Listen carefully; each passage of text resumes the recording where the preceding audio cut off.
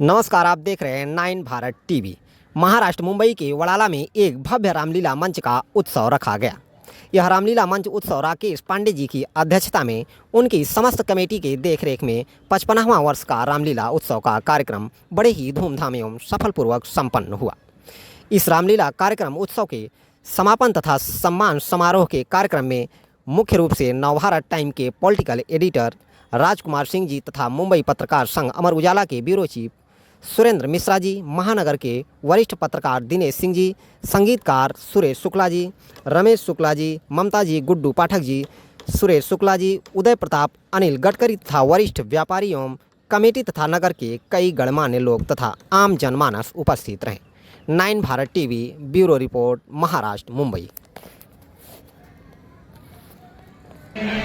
भाई Uday Pratap Singh ji, RTI activist मित्र आदरणीय अनिल गडकरी जी, रमेश शुक्ला जी, गोकुल त्रिपाठी जी, गुड्डू पाठक जी, सुरेश शुक्ला जी, आज जिन्होंने जो है अपनी संगीतमय प्रस्तुति से सारे श्रोताओं को इस कार्यक्रम से बांधे रखा, शबरी को भी याद किया, हनुमान जी को भी याद किया। जहां राम वहीं अयोध्या, तो इस रामलीला के मंच को अवधी भाषा की महक के साथ इस पूरे परिसर को, नाडकर्णी पार्क के इस परिसर को राममय करने के लिए भाई सुरेश शुक्ला जी का अभिनंदन करता हूं। आदरणीय राकेश पांडे जी विगत तमाम दशकों से 1990 से तो इस वर्ष पर वही आ रहा, 35 वर्ष यानी मेरा जो जीवन है उसमें से 60% ऐसा कोई वर्ष नहीं बीता जब भाई राकेश पांडे जी के निमंत्रण पर हम लोग रामलीला उत्सव समिति के मंच पर नहीं पहुंचे। तो राकेश जी ने 35 वर्षों में बड़ी बड़ी रामलीलाओं को धराशायी होते हुए देखा। बड़े बड़े फैली शाहों ने जो रामलीलाएं प्रारंभ की थी, उन रामलीलाओं से श्रोता भी गायब हो गए, दर्शक भी गायब हो गए और धीरे धीरे मंच का भी पतन हो गया। लेकिन रामलीला उत्सव समिति का नाडकर्णी पार्क में कॉमरेड एसआर कुलकर्णी के संरक्षण में प्रारंभ इस रामलीला का हर वर्ष जो है, इसकी भव्यता और दिव्यता राकेश पांडे जी के अथक परिश्रम के कारण बढ़ती जाती है। तो राकेश पांडे जी और उनके सारे सहयोगियों को मैं इसके लिए अभिनंदन करता हूं और उनको साधुवाद देता हूं।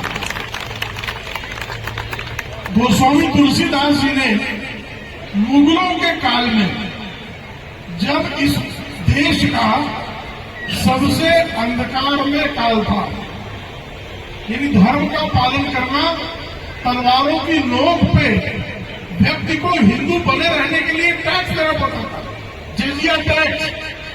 हमको अगर कहीं पर जो है कुंभ स्नान करने, माघ मेला का स्नान करने, किसी भी तीर्थ का तीर्थाटन करने जाना होता था, तो उस समय हिंदू जनता को टैक्स देना पड़ता था। और ये टैक्स जो है अंग्रेजों के जाने के बाद तक लागू था इस देश में। ये तो बीते कुछ दशक, 1.5 दशक से इस तरह के टैक्स जो है वो समाप्त किए गए हैं। नहीं तो हम लोग याद होगा, प्रयाग के मेले में जाते थे, सबको याद होगा, हमारे विशेष करके जो 60 साल से अधिक उम्र के लोग हैं, प्रयाग के मेले में जाते थे तो बस में जो है टिकट के साथ मेला टैक्स देना पड़ता था इसी देश में। तो ये हिंदू बने रहने के लिए जब जजिया टैक्स देना पड़ता था, उस कालखंड में गोस्वामी तुलसीदास ने काशी की धरती से रामलीला के मंचन का प्रारंभ किया और लोगों में नए सिरे से जो है भक्ति भाव का संचार करके सनातन परंपरा और मूल्यों को जीवित जागृत करने का पुरुषार्थ उन्होंने दिखाया। हमारे पत्रकार बंधु भी आ गए हैं, राजकुमार सिंह जी सीधे मंच पे आ गए, राजकुमार जी, वीरेंद्र जी, दिनेश सिंह जी, तीनों पत्रकार मित्रों से आग्रह है कि कृपया सीधे मंच पर आ जाए। देखिए पत्रकार मित्र भी आ गए हैं, कलाकारों को जो है, लेकिन मुंबई में ये प्रारंभ किया पंडित सोमनाथ मिश्र ने। और पंडित सोमनाथ मिश्र की रामलीला की दूसरी शाखा जो है, ये वड़ाला की रामलीला है। और पंडित सोमनाथ मिश्र की परंपरा को अगर कोई पूरे जो है धर्म ध्वजा का गौरवपूर्वक संवहन अगर कोई व्यक्ति कर रहा है तो राकेश पांडे जी हैं। हमारे सुल्तानपुर के हैं पंडित सोमनाथ मिश्र और आजमगढ़ के हैं भाई राकेश पांडे जी। तो ये और सुल्तानपुरिया ने प्रारंभ किया था और मैं भी सुल्तानपुर वाला हूं, इसलिए जो है सुल्तानपुर वालों द्वारा प्रारंभ किए गए और आजमगढ़ वालों द्वारा संचालित इस रामलीला में आप सबका मैं इस कार्यक्रम में जिस तरह से आप लोग आते हैं, भाग लेते हैं, बढ़ चढ़कर हिस्सा लेते हैं, इसलिए तमाम कलाकारी जौनपुर भटपे किया। जौनपुर जितना कलाकारी और कौन जिला में बाहर है। अब देखिए रवि किशन जी कितने बड़े कलाकार है जौनपुर से।